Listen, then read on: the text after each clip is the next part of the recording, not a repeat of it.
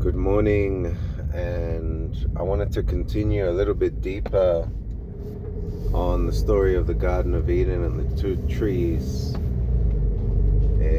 We basically, in part one, explored the parallel between the nation of Israel and Adam in the Garden of Eden. And there are a few things that I didn't touch on which need to be spoken about.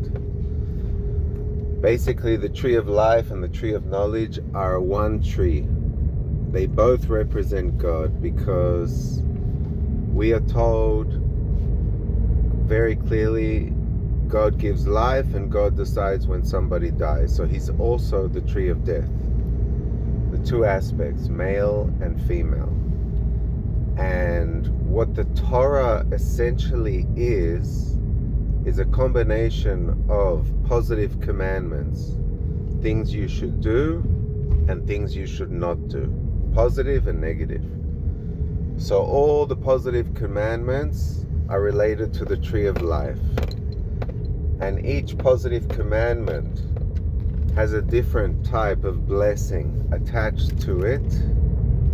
And in the same respect, all the commandments of things not to be done, each commandment has a curse attached to it in relation to things not to be done.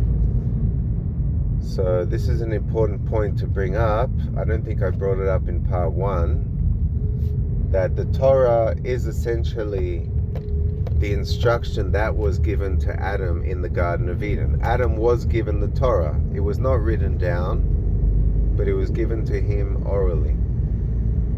And basically, that's what the Torah is. It's an instruction manual as to how to eat from the tree of life. In other words, blessings. How to receive blessings. That's what the whole book is about. And how not to receive curses, of course. So, yeah, that's basically what I wanted to bring up.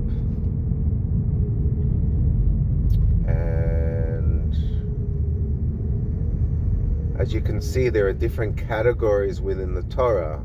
On the one hand, it's a history book. On the other hand, it's a book of geographical clues. On the other hand, it's a book of law. There's different categories within the Torah. Chronological events, when they happened. So we got different categories. And what I'm talking about now specifically are the laws and commandments, what they relate to, what their purpose is. The whole purpose of the Torah is to allow the tree of life to dwell on earth, meaning God's presence to dwell on earth by a priestly group of people keeping very, very strict commandments in order for the tree of life to dwell there. And they basically make, the priestly group basically make reparations for all the rest of Israel that are not necessarily keeping all the commandments. And that's basically what the story is about. So I thought I would bring that up. Very important to bring that up. Yeah, so the two trees in the Garden of Eden are actually one tree, and that is the presence of God. He's both the life giver, and he also is the one who decides when you die.